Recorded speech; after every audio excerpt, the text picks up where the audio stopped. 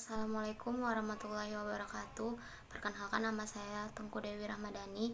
Di sini saya akan menjelaskan materi tentang prosedur penelitian tindakan kelas, yaitu A. Penelitian topik pemilihan topik penelitian. Salah satu pendekatan pemecahan berbagai masalah dalam rangka peningkatan kualitas pendidikan adalah pemanfaatan penelitian pendidikan. Penelitian pendidikan ini diharapkan dapat memberikan masukan tentang penelitian tentang persoalan-persoalan yang berkaitan dengan masalah pendidikan dan alternatif pemecahannya. Namun dampak hasil penelitian pendidikan selama ini kurang maksimal dimanfaatkan. Dalam kondisi seperti itu, kiranya sangat diperlukan jenis penelitian yang dilakukan oleh pihak dalam pelaksanaan pembelajaran dan langsung dapat diterapkan hasilnya. Model penelitian demikian ini adalah yang kemudian melahirkan penelitian tindakan kelas, yaitu sebuah penelitian yang dilakukan oleh para guru untuk memperbaiki proses belajar mengajar yang dilaksanakan di dalam kelas atau untuk meningkatkan kualitas hasil pembelajaran. Penelitian tindakan kelas merupakan penelitian partisipatori kolaboratif yang berawal dari klarifikasi beberapa masalah yang menarik perhatian dan dirasakan bersama oleh suatu kelompok. Topik penelitian tindakan kelas atau PTK terdiri atas dua komponen, yaitu komponen kompetensi siswa dan komponen tindakan yang akan dilakukan. Komponen kompetensi dapat mencakup pengetahuan siswa, keterampilan siswa, dan sikap siswa. Ketidakspesifikan topik yang kita pilih akan bersifat pada kesulitan dalam meningkatkan kompetensi yang akan kita pilih tersebut.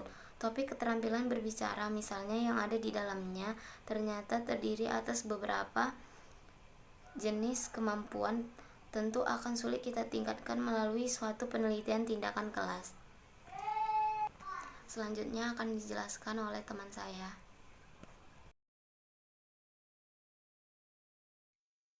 Baiklah, saya Frans Ginting akan melanjutkan materi teman saya Tengku Dewi Ramadhani. Selain spesifik, kompetensi yang kita pilih juga harus bersifat problematik.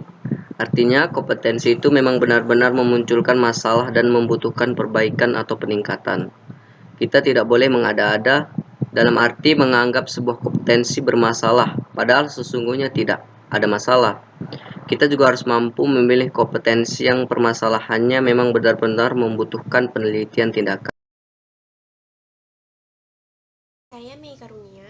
Di sini saya akan melanjutkan pembahasan dari teman saya, yang dimana ada perencanaan tindakan.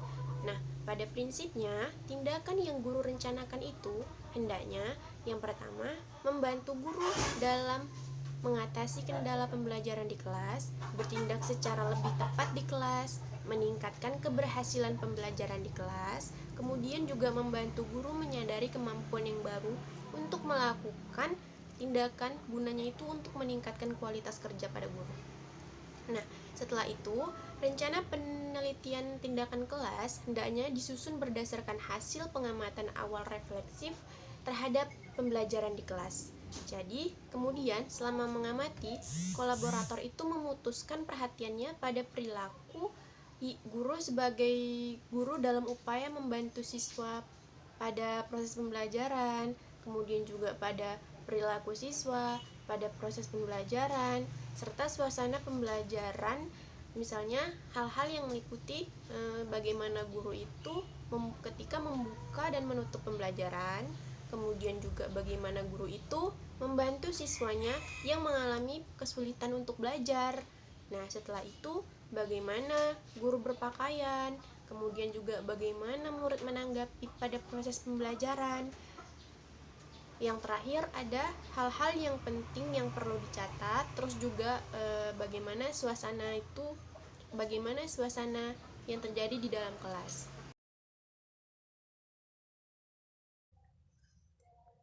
Di sini saya akan melanjutkan penjelasan dari Saudari Sarah Rahayu, di mana di sini saya akan menjelaskan tentang proses pengumpulan data. Tahapan proses pengumpulan data berjalan secara bersamaan dengan saat pelaksanaan tindakan pengamatan dilakukan pada waktu tindakan sedang berjalan. Keduanya berlangsung dalam waktu yang sama. Pada tahapan ini, peneliti atau guru melakukan pengamatan dan mencatat semua hal-hal yang diperlukan. Dan terjadi selama pelaksanaan tindakan berlangsung. Pengumpulan data ini dilakukan dengan menggunakan format observasi atau penilaian yang telah disusun sebelumnya, termasuk juga pengamatan secara cermat terhadap pelaksanaan skenario tindakan dan waktu ke waktu dan dampaknya terhadap proses dan hasil belajar siswa. Data yang dikumpulkan dapat berupa data kuantitatif atau hasil tes, hasil kuis, presensi, nilai tugas, dan lain-lain sebagainya. Tetapi juga disertai data kualitatif yang mendeskripsikan keaktifan siswa, antusias siswa, mutu diskusi yang dilakukan. Data yang dikumpulkan hendaknya dicek untuk mengetahui keabsahannya. Berbagai teknik dapat dilakukan untuk tujuan, misalnya teknik triangulasi dengan cara membandingkan data yang diperoleh dengan data lain atau kriteria tertentu yang telah baku. Data yang telah terkumpul memerlukan analisis lebih lanjut untuk mempermudah pengumpulan maupun dalam penarikan kesimpulan. Untuk itu, berbagai teknik analisis statistika dapat digunakan. Sarah Rahayu, di sini saya ingin melanjutkan pembahasan dari teman saya, yaitu pelaksanaan tindakan. Pada tahapan ini, rancangan strategi dan skenario pembelajaran diterapkan. Skenario tindakan harus dilakukan secara benar, tampak berlaku wajar pada PTK yang dilakukan guru. Pelaksanaan tindakan umum dilakukan dalam waktu antara 2-3 bulan. Waktu tersebut dibutuhkan untuk menyelesaikan sajian beberapa pokok bahasa dan mata pelajaran tertentu.